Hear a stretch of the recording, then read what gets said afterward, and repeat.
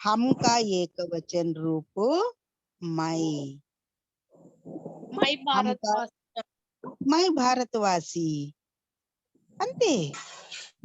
हम भारतवासी मैं भारतवासी हमको एक वचనం ఏంటి मैं मैं भारतवासी कविता का पाठ है आरपी निशंक। ओके नेक्स्ट చూద్దాం।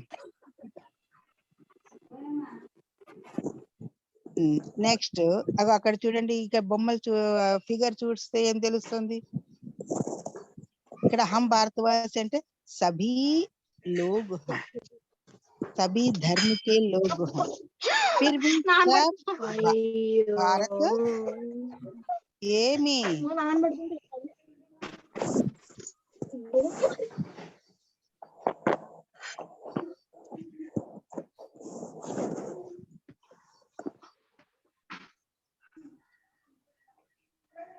yes చూద్దాం ఇది నేను కొడుతూ ఉంటే పోతూ ఉంటది మాటి మాటికి। नेक्स्ट उन्मुखीकरण उन्मुखीकरण अनेक स्थानों से बहने वाली सभी नदियां अंत में समुद्र में ही मिलती हैं। उसी प्रकार अलग अलग धर्म में जन्म लिए मनुष्य भी परमात्मा के पास पहुंचते हैं। कोई भी धर्म छोटा या बड़ा नहीं होता। मानव जाति एक है मानव धर्म एक है। यह वाक्य किसने कहा स्वामी विवेकानंद मैडम చూడు ఏమని చెప్తున్నాడు ఆయన అనేక స్థానों से बहने वाली सभी नदियां कहाँ जाते हैं समुद्र में मिलते हैं। समुद्र में అనేక స్థానం में చెప్పండి అంత చివరి సముద్రం వరకు ఏమని చెప్పాలి సముద్రంలోనే కలుస్తాయి అని చెప్తున్నాడు మేడం। అన్ని సముద్రాలు చివరి నదిలోనే కలిసి ఒకే చోటనే కలుస్తాయని మేడం। అన్ని నదులు ఒకే చోటలోనే కలుస్తాయి అని మేడం। कोई भी नदी हो गंगा यमुना ब्रह्मपुत्र कृष्णा पेन्ना कोई भी नदी हो नदी अनेक नदी అంటే कोई भी नदी हो नदी का अंत समुद्र में मिलना ही है। ఇక్కడ మనకి ఇది మ్యాప్ లో కూడా చూపించారు ఒక్కొక్క నది ఎక్కడెక్కడ పోయి కలుస్తుంది। గంగా గంగోత్రి మే జన్మ లేती है అక్కడ జన్మ తీసుకుంటుంది తిరిగి ఎక్కడికి పోతుంది సముద్రమే మిల్తీ है। उसी तरह కృష్ణా నది కూడా ఎక్కడో పాడమటి కనుమలలో జన్మిస్తుంది ఎక్కడ పోయి కలుస్తుంది సముద్రంలో బంగాళాఖాతంలో కలుస్తుంది।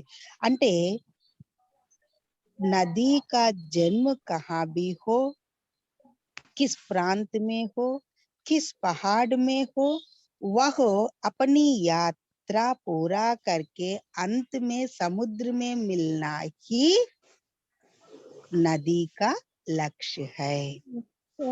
नदी का गोल नदी का मंजिल गम्य स्थान अर्थమైందా अनेक स्थानों में बहने वाली नदियां अंत में समुद्र में ही సముద్ర ఏ సముద్రంలోనే ఒక సముద్రం దానికి దగ్గరగా ఉన్నటువంటి సముద్రంలో కలుస్తాయమ్మా। ఓకే నెక్స్ట్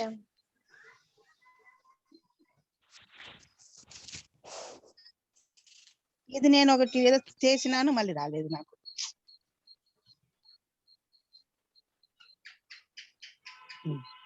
उसी प्रकार अलग अलग धर्म में जन्म लिए मनुष्य भी परमात्मा के पास पहुंचते हैं। ఇక్కడ మనల్ని నదులతో పోలుస్తున్నాడమ్మా। नदी का गम्य स्थान नदी का मंजिल नदी का गोल समुद्र में मिलना है उसी प्रकार अलग अलग ధర్మ అంటే అర్థం ఏంటి ఇక్కడ ఇక్కడ మీరు ధర్మం. ఫిగర్స్ ధర్మ అంటే అర్థం ఏంటి కులాలు మతాలు మేడం. మతం మేడం. ధర్మ అంటే మతాలు. మతం రెండు అర్థాలు కూడా ఉన్నాయమ్మా ధర్మము అనే అర్థం వస్తుంది మతం అనే వస్తుంది కానీ ఇక్కడ ఫిగర్స్ చూస్తే మీకు ఏమర్థమవుతుంది మతము మతం. अलग अलग धर्म में जन्म लिए मनुष्य भी చూడండి ఇక్కడ ఒక్కొక్కరు ఒక్కొక్క మతానికి సంబంధించిన వాళ్ళు ఉన్నారు అవునా క్రిస్టియన్ ఉన్నారు సిక్కులు ఉన్నారు ముసల్మాన్లు ఉన్నారు హిందూస్ ఉన్నారు మేడం. ఏమి ఏమి अलग अलग धर्म में जन्म लिए मनुष्य भी परमात्मा के पास पहुंचते हैं మనం కూడా किसी भी देश में हो किसी भी खंड में हो किसी भी राज्य में हो किसी भी प्रांत में हो कहीं भी हो లాస్ట్ కి భగవాన్ దగ్గరికి వస్తారు మేడం అందరూ. చివరికి ఎక్కడికి పోవాలా మనం అందరము భగవాన్ దగ్గరికి. పరమాత్మ దేవుడు. कोई भी ధర్మ చోటా యా బడా నహీ హోతా ఏ మతం కూడా చిన్నది గాని పెద్దది గాని అనుకోవాల్సిన పని లేదు మనం అందరము కూడా భగవంతుని దగ్గరికి మనము పోవాల్సి ఉంటుంది మరి దీన్ని బట్టి మనకు ఏం అర్థమవుతుంది మనకు పాఠంలో ఏముంటుంది అందరూ సమానం. ఆ, అందరూ అలా ఒకటే. అందరూ అందరూ ఒకటే మేడం. ఒకటే అని ఉంటుంది ఆ పాఠంలో ఇంకా ఏముంటుంది ఆలోచన చేయండి ఏ మతం ఎక్కువ కాదు మేడం. మరి అంటే ఇప్పుడు ఏ మతము ఎక్కువ కాదు ఏ మతము తక్కువ కాదు అలాంటప్పుడు దేశం కే బీచ్ రాష్ట్రం కే బీచ్ ప్రాంతం కే బీచ్ झगड़ा क्यों అవునా కాదా झगड़ा ఎందుకు కొట్లాటలు అనేటివి ఎందుకు क्योंकि सब मानव अंत में कहाँ जाना है सब मानव अंत में कहाँ जाना है मानव करेक्ट చెప్పమ్మా कहाँ जाना है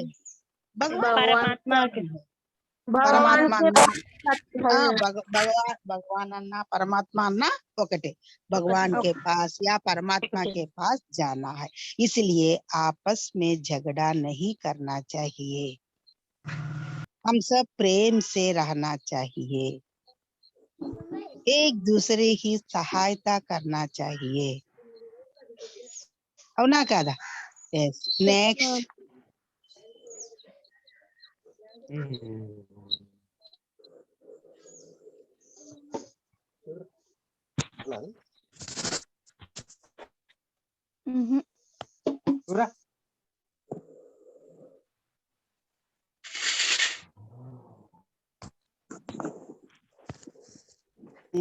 ఇదేదో వేరే చోట చూస్తే కనిపించట్లేదు సరే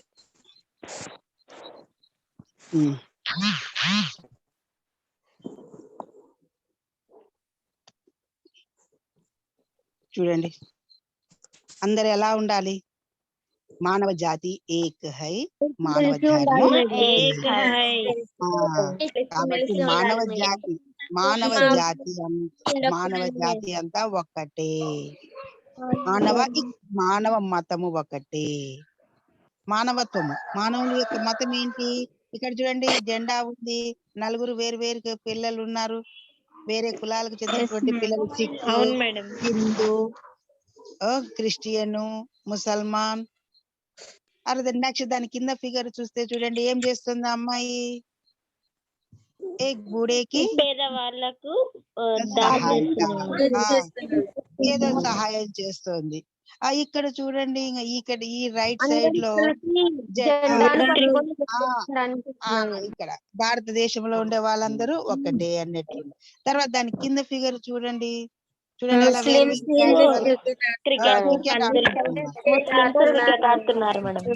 अर्थात सब मिलजुल कर रहना है ఇక్కడ మధ్యలో మ్యాప్ ఇండియా ఉంది, అన్ని మతాలు ఉన్నాయి, అన్ని మతాలు ఇస్లాం, హిందూ, జైను, క్రిస్టియను, బుద్ధు అన్ని అంటే అందరము ఒక్కటే.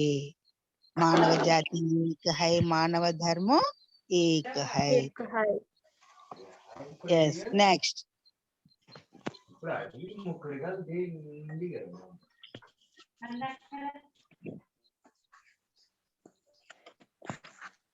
ఎస్ ఇక్కడ క్వశ్చన్స్. త్రిషాదిని తీసేసేయమ్మా, రేజ్ హ్యాండ్ తీసేసి చూడు. 3 క్వశ్చన్స్. నదియా కిస్మే విలీన్ హోతీ హై? నదియా సముద్రమే విలీన్ హోతీ. అంతే కదా, నదులు ఎక్కడ కలుస్తాయి? సముద్రంలో. सेकंड क्वेश्चन, इसमें किस किस को एक बताया गया है? मानव धर्म को एक बताया गया है. మానవ ధర్మము అంతా ఒక్కటే అని చెప్పబడింది. నెక్స్ట్, మానవ జాతి ఏక హై, ఇస్ పర్ అప్నే విచార్. మానవ జాతి అంతా ఒక్కటే, దీని మీద మీ అభిప్రాయం? మీ అభిప్రాయం అందరూ కలిసి ఉంటే గొడవలు రావు. చూడు, మానవ జాతి ఏక హై, మానవ ధర్మ ఏక హై అంటే మానవ్ ఏక్ సామాజిక ప్రాణి హై. సామాజిక ప్రాణి హై, సంఘజీవి. అవునా కదా? ఇది చాలా సార్లు చెప్పుకున్నాం మనం సంఘజీవి అంటే. ఎందుకంటే ఒకరికొకరము డిపెండెంట్. सामाजिक प्राणी। समाज में कई धर्मों, जाति और भाषाओं के लोग रहते हैं।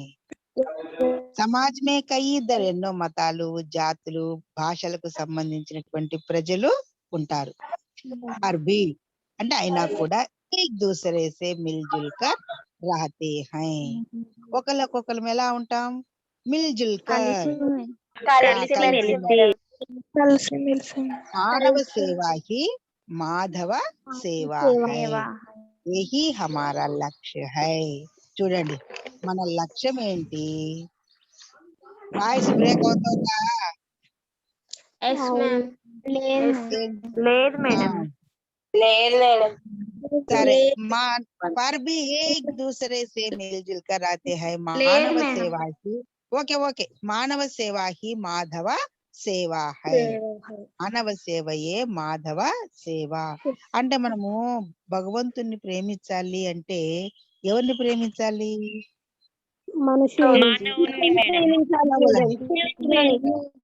భగవంతుణ్ణి సేవించాలి అంటే తోటి మానవులని సేవించాలి.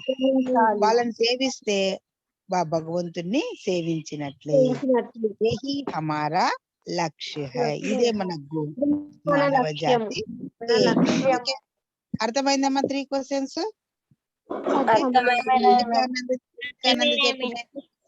yes next.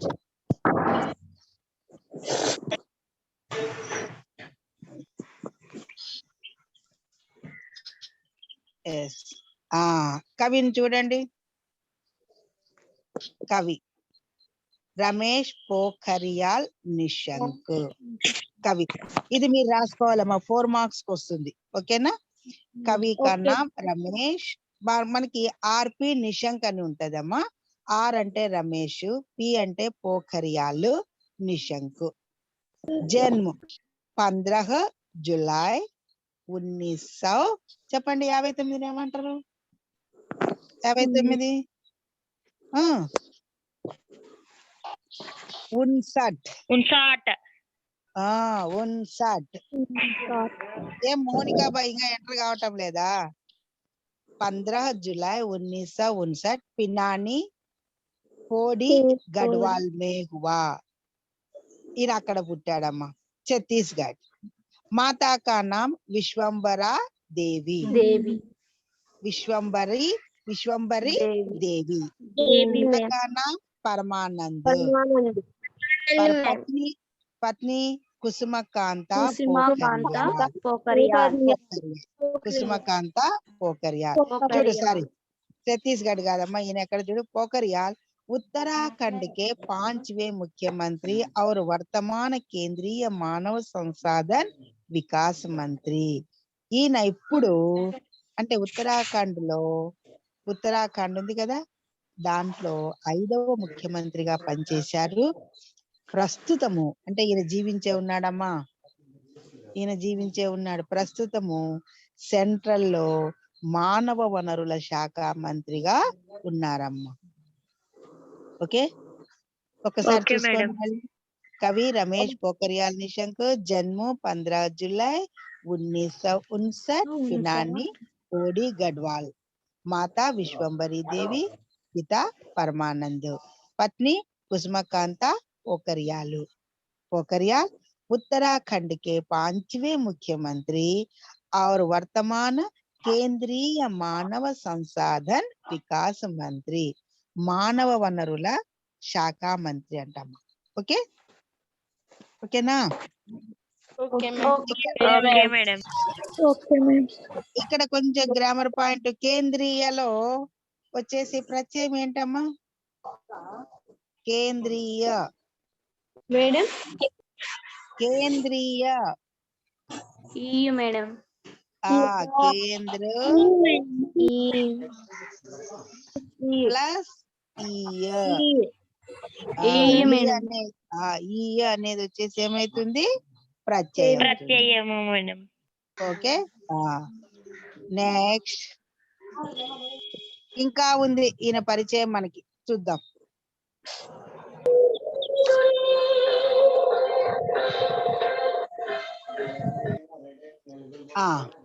ఇంకా చూడండి. यह कविता మాతృభూమి కే లియే సంగ్రహ సే లి, అంటే ఆయన రాసినటువంటి దాంట్లో మాతృభూమి అనేటువంటి, మాతృభూమి కొరకు అనేటువంటి దాని మీద ఆ కావ్యము నుంచి తీసుకోబడింది. ఏది? మహాభారత వాసి. మహాభారత వాసి అనేది ఎక్కడి నుంచి సంగ్రహించబడింది? మాతృభూమి కేలియే అనేటువంటి ఆయన యొక్క కావ్యం నుంచి తీసుకువచ్చిందంట. రచనాओं का మూల ప్రతిపాద్య దేశభక్తి. ఈయన చెప్పిన దాంట్లో ఏముండదంటే ఎక్కువగా అంటే ప్రతిపాద్య అంటే ప్రత్యేకత. ఈయన రచనలలో ఉన్నటువంటి ప్రత్యేకత ఏంటి అంటే దేశభక్తి. రచనాओं का మూల ప్రతిపాద్య విశేషత. ప్రతిపాద్య का अर्थ है విశేషత. ఈయన రచనలలో ఉన్నటువంటి ప్రత్యేకత ఏంటి అంటే దేశభక్తి. नेक्स्ट, आधुनिक हिंदी साहित्यकारों में विशिष्ट स्थान रखते हैं.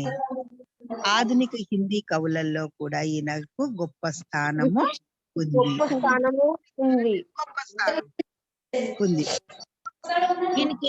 इनके साहित्य को तमिल, तेलुगु, अंग्रेजी, जर्मनी भाषाओं में अनुदित किया गया. ఈయన రాసినటువంటి రచనలు ఎంత గొప్పగా ఉన్నాయో చూడండి. ఎందుకంటే ఆ రచనలని తమిళ్లోకి, తెలుగులోకి, ఇంగ్లీషులోకి, జర్మన్ భాషలోకి కూడా అనుదిత్ అంటే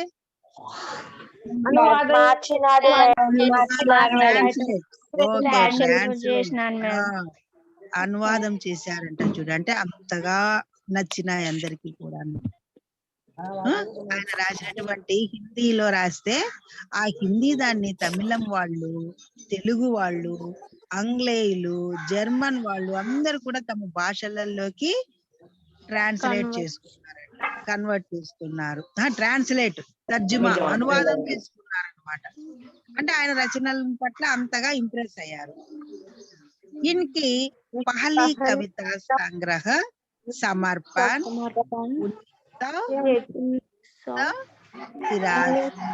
ప్రకాశిత హుయి. మొట్టమొదటి కవితా సంగ్రహం అంటే కవితలన్నీ సమర్పణ్ అనేటువంటిది 1983లో అచ్చువేయబడిందంట. నెక్స్ట్, ఏ వతన్ తెరే లియే కో జన్మభూమి కే నామ్ సే తెలుగు మే అనుదిత్ కియా గయా. హిందీలో ఈయన రాసినటువంటి ఇంకొకటి కవిత ఏది? ఏ వతన్ తేరే లియే. వతన్ అంటే అర్థం ఏంటంటే దేశం. ఈ దేశము నీ కొరకే, ఈ దేశము నీ కొరకే, ఎవరికో కాదు, పరాయి వాళ్ళది కాదు, ఈ దేశం నీదే అనేటువంటి కవితని తెలుగులో ఏమని అనువాదం చేశారు? జన్మభూమి అనేటువంటి పేరుతో అనువాదం చేశారంట. ఓకే, ఇంకా ఈయన రచనలు ఇంకా ఏముండాయి? సమర్పణ్, నవంకుర్, मुझे विधाता बनना है, तुम भी मेरे साथ चलो, जीवन पथ में कोई मुश्किल नहीं. సమర్పణ అంటే త్యాగం, సాక్రిఫైస్. సమర్పణ్ సాక్రిఫైస్. నవంకుర్ తర్వాత ముజే నవంకుర్, అంకురము అంటే కొత్తగా మొలకెత్తటం అన్నమాట. నవంకుర్. ముజే విధాత బననా హై, నేను భగవంతుణ్ణి కావాలి. తుమ్మి మేరే సాత్ చలో, నువ్వు కూడా నాతో పాటే నడు. జీవన పథి, జీవిత మార్గములో. కోయి ముష్కిల్ నహి, కష్టమేం కాదు. ఇవన్నీ కూడా ఆయన యొక్క రచనలు. మళ్ళీ ఒకసారి చూసుకోండి. యహ్ కవిత అంటే ఏ కవిత? భారతవాసి అనేటువంటి కవిత అనేటువంటి కావ్యము నుంచి సంగ్రహించబడింది, తీసుకోబడింది. రచనాओं का మూల ప్రతిపాద్య. ఇక్కడ ప్రతిపాద్య అంటే అర్థం ఏం చెప్పా? విశేషత, ప్రత్యేకత. ఈయన రచనలలో ఉండేటువంటి ప్రత్యేకత ఏంటి, విశేషత ఏంటి అంటే దేశభక్తి. దేశభక్తి. ఆధునిక హిందీ సాహిత్యకారం మే విశిష్ట స్థానం. ఇదంతా కూడా 4 మార్క్స్ కమ్మా. ఇందాక పెట్టిన స్లైడ్, ఈ స్లైడ్, ఆ రెండు కలిపి ఆర్పి నిశంక్ రాసుకోవాలి. ఓకేనా? इनके साहित्य को तमिल, तेलुगु, अंग्रेजी, जर्मनी भाषाओं में अनुवाद किया गया. इनकी पहली कविता संग्रह समर्पण. ఇవ కింద రచనలలో సమర్పణ అని కూడా ఉంది చూడు, ఆయన రాసినటువంటి కవితలు, రచనలు. అది 1923లో प्रकाशित हुई. ये वतन तेरे लिए को जन्मभूमि के नाम से तेलुगु में अनुदित किया. ఇక్కడ వతన్ అంటే అర్థం ఏం చెప్పా ఇందాకే? ఈ దేశము నీ కొరకే, ఈ దేశము నీ కొరకే అనేటువంటి ఆయన రచనని తెలుగులోకి అనువాదం చేశారు. జన్మభూమి అనేది అనువాదం చేశారు. ఇంకా ఈయన యొక్క రచనలు ఏంటి? సమర్పణ్, నవంకుర్, ముజే విధాతా బననా హై, తుమ్ భీ మేరే సాత్ చలో. చూడు కామాలు ఉన్నాయి, మీరు గమనించండి. అన్ని ఒకటే కాదు, 1 2 3 4 6 ఉన్నాయి. 6 రచనలు ఉన్నాయి ఇక్కడ. ఓకే, అమ్మా మీ అందరి దగ్గర టెక్స్ట్ బుక్స్ ఉన్నాయా? కొంతమంది దగ్గర ఉన్నాయి మేడం, కొంతమంది దగ్గర లేవు మేడం. కరెక్టే, నాకు అర్థమైంది. కాకపోతే మీరు ఏం చేస్తారంటే, మీ ఊర్లో ఎవరన్నా 10th అయిపోయినటువంటి వాళ్ళను కొంచెం ఎంక్వైరీ చేసుకొని టెక్స్ట్ బుక్ ఇప్పించుకోవాలమ్మా. Must and should. ఇప్పించుకున్నాం. లేని వాళ్ళు, ఇప్పించుకున్న వాళ్ళు ఒక్కసారి టెక్స్ట్ బుక్ కూడా చదవండి. ఎందుకంటే చాలా కష్టం అమ్మా. మీరు తప్పకుండా ఇప్పించి పెట్టుకోవాలి టెక్స్ట్ బుక్.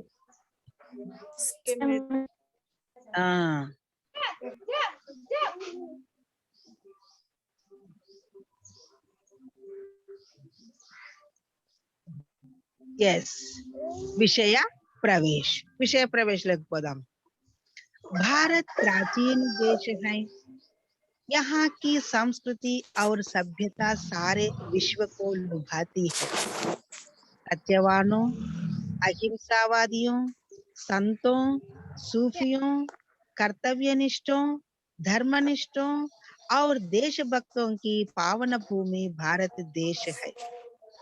आज यहाँ का बच्चा भी इनके मार्ग पर चलकर विश्व शांति व विश्व बंधुत्व की पवित्र भावनाओं से दुनिया को पावन धाम बनाना चाहता है.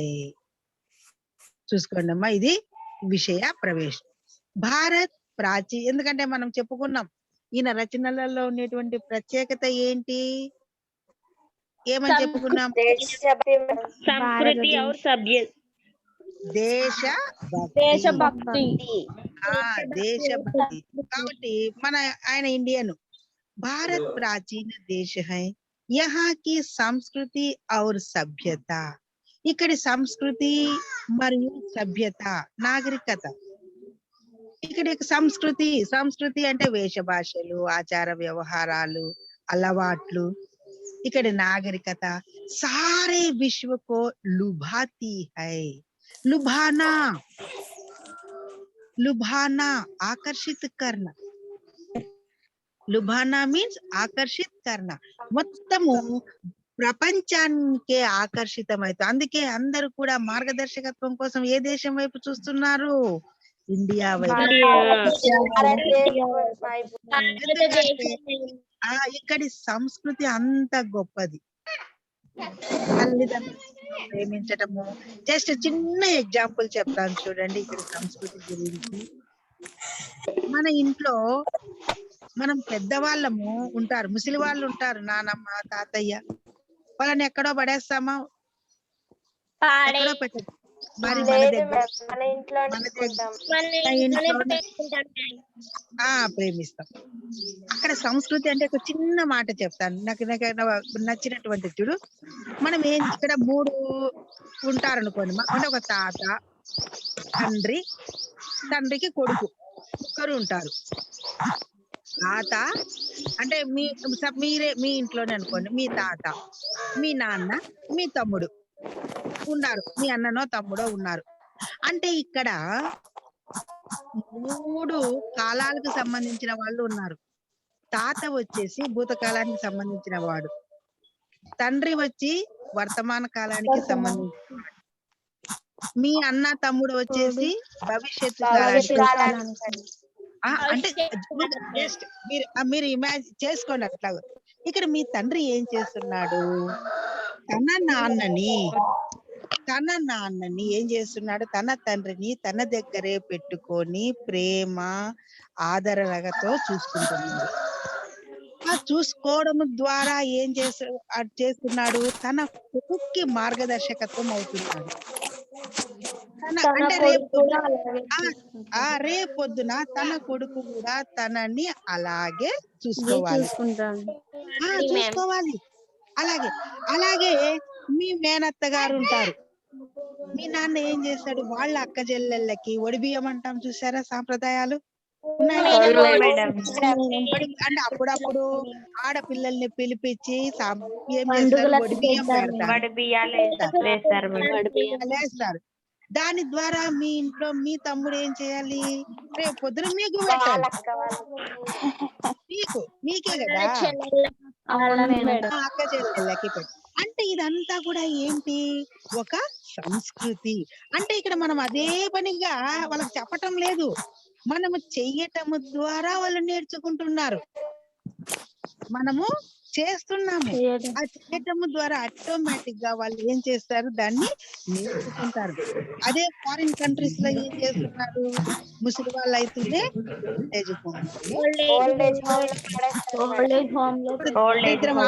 ఆ సంస్కృతి మనకు కూడా వచ్చేస్తాను చెప్పాలని అందరూ మన దేశం పక్క చూస్తుంటే మనం ఏం చేస్తున్నాం విదేశాల్లో यहाँ की संस्कृति और सभ्यता ఇంకా మన దేశంలో ఎలాంటి వాళ్ళు ఉన్నారు సత్యవాన్ అంటే హానెస్టీ పీపుల్స్ అంటే ఎవరు మా సత్యవాను ఎవరు చెప్పు మన దేశంలో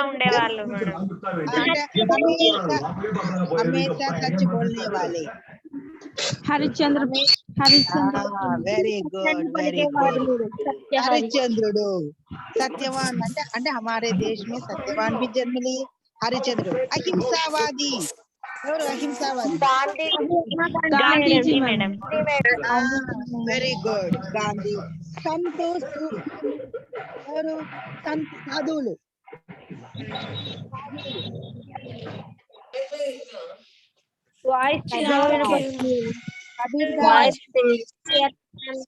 కబీర్ దాస్ వాయిస్ బాగుంది కబీర్ దాస్ ఓకే కర్తవ్యనిష్ఠు, కర్తవ్యము డ్యూటీనే పరమావధిగా భావించే వాళ్ళు. ధర్మనిష్ఠు, ధర్మము, ఇక్కడ ధర్మ అంటే ధర్మాన్ని పాటించే వాళ్ళు. దేశభక్తోంకి పావన భూమి భారత్. ఇక్కడ ఒక నిమిషం వాళ్ళ ఫిగర్స్ చూపిస్తాను, చూస్తే మీకు అర్థమైతా వస్తుంది. టైం అయిపోతుంది. ఎవరో గట్టిగా సౌండ్ చేస్తున్నారు మరి ఏం చేయమంటావు నన్ను? డిస్టర్బ్ గా ఉంది మేడం. వాళ్ళంతే, ఎన్నిసార్లు చెప్పినా అట్లే చేస్తారు. ఆ చూడు, సత్యవాను అహింసావాది. సత్యవాన్ సత్య హరిచంద్రుడు, అహింసావాదులు గాంధీ, శాంతి దూత జవహర్లాల్ జవహర్లాల్, శాంతి దూత మా చాచా, ప్రపంచ దూత మా చాచా, సత్యాహింసల సాధనతోనే సాధించాడు మా గాంధీ.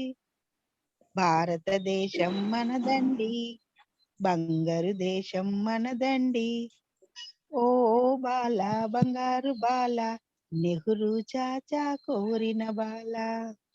ఓకే, కాబట్టి వీళ్ళ అహింసావాదులు. సత్యవాన్ అంటే హరిశ్చంద్రుడు చూడమ్మా, ఆ సత్యం కోసము అపని పత్ని కో ఔర్ అపనే పుత్ర కో భీ బేచా.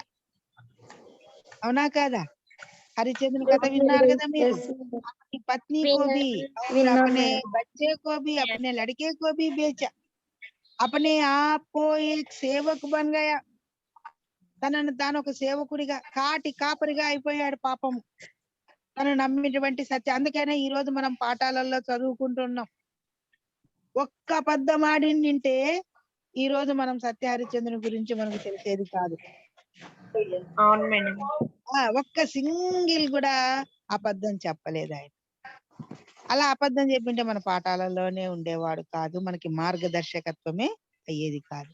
అలాగే అహింసను పాటించాడు పాపం గాంధీ గారు. ఎంత కొట్టినా గాని ఒక చెంప కొడితే ఇంకొక చెంప చూపించాడు. మంచి శాంతి దూత. అందుకే ఆయన రోజా పువ్వు, ఆ జవహర్లాల్ నెహ్రూ తెల్లని పావురాన్ని పెట్టుకుంటాడు ఎప్పుడు కూడా. చూశారు మీరు భుజం మీద?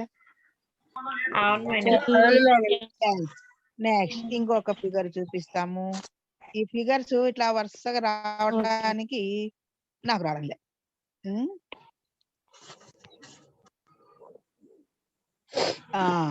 కర్తవ్యనిష్ఠు, ధర్మనిష్ఠు చూడండి. కర్తవ్యనిష్ఠు